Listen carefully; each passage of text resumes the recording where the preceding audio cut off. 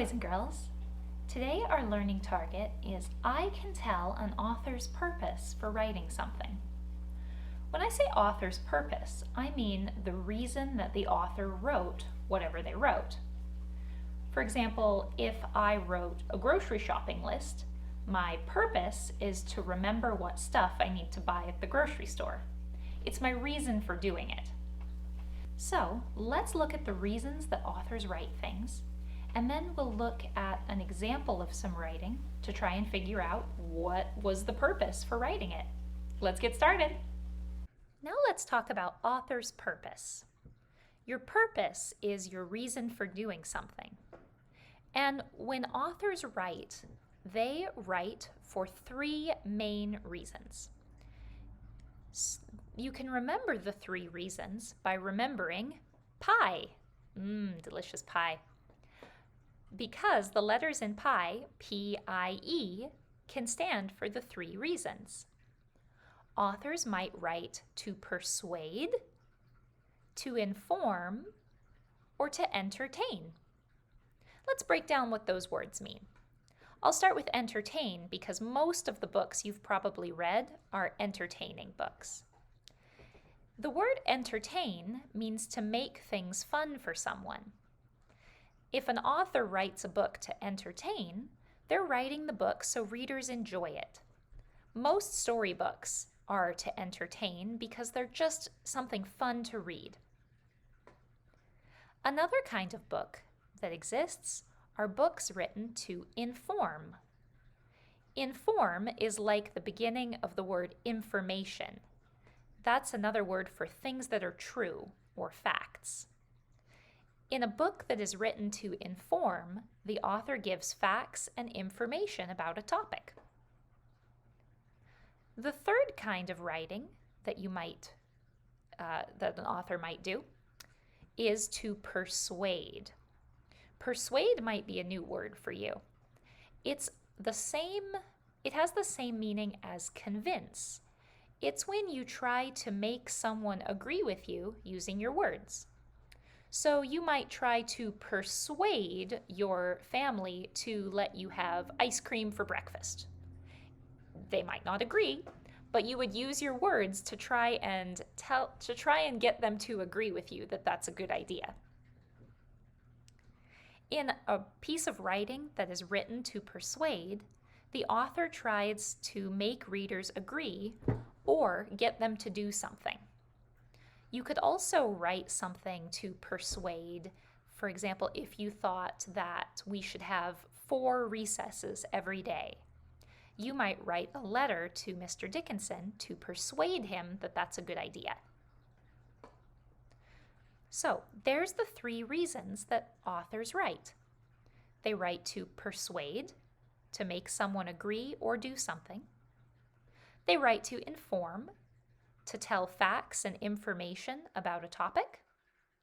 Or they write to entertain, to write something that their readers will enjoy. So now, how can you figure out the author's purpose? First, look for clues about the genre. We'll talk more about that during our meetings. Clues about the genre are things that the different kinds of writing usually do.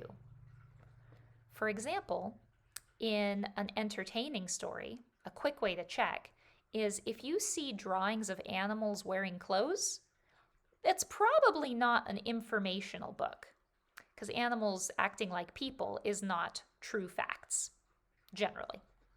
That sounds more like an entertaining book. We'll learn more clues about different genres as we go through this year.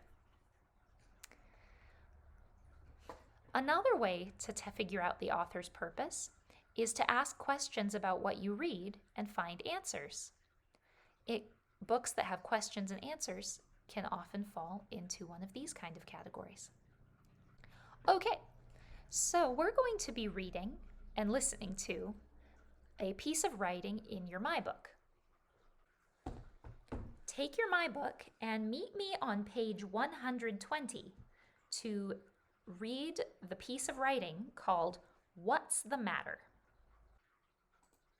Short read. What's the matter?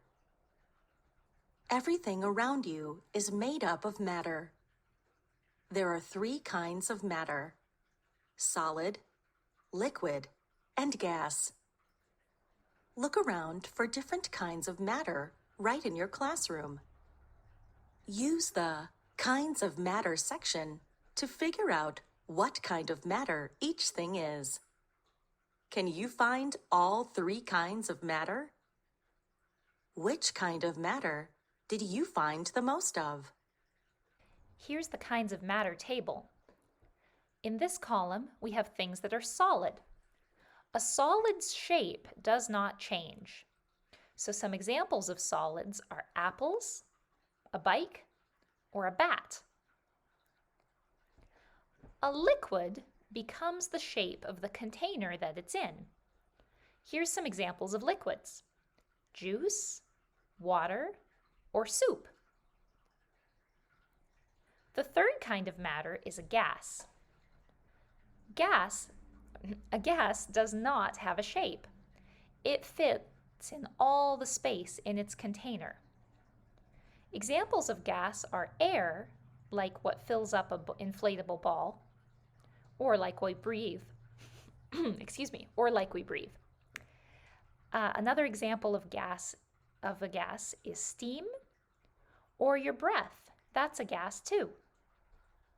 Most gases are hard to see, but they're still matter. They're still in the world around us, taking up space.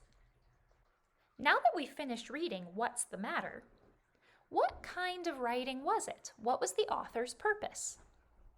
Were they trying to persuade, to inform, or to entertain? Persuade would be to get us to agree or to do something. I'm not sure they were trying to get us to agree with them about the different types of matter. They were mostly just telling us what they were. Was the author giving us facts and information about a topic? That sounds like, yeah, we got lots of facts about different kinds of matter. We learned about solids, liquids, and gases. That one probably is, but let's jump over and check the next one just to be sure. To entertain. The author writes for readers to enjoy.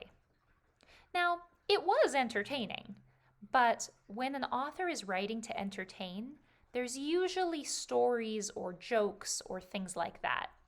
And the What's the Matter pages we read didn't really do that. That means the writing we just read is in form. The author's purpose was to give facts and information. It was an information text. All right, now that we're finished with that, your assignment today is to look around and find two out of the 3 different purposes that authors might write. So you're going to be looking at different types of writing and figuring out if they were to persuade, to inform, or to entertain. I'm not having you find all 3 because, you might get stuck on one and not find it, but you might find lots of examples of the other kind. Just remember that there's 3 types: persuade, inform, or entertain, and you need to find 2 of the 3 types.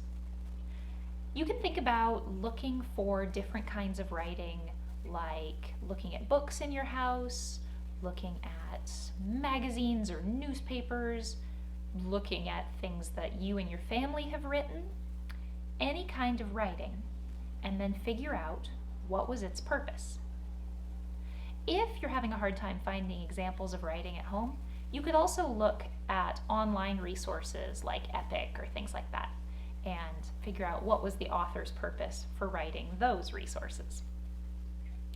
Don't forget which ones you found, because when you come to our next meeting, we're going to talk about what you were able to find and how you know it fit into that particular purpose.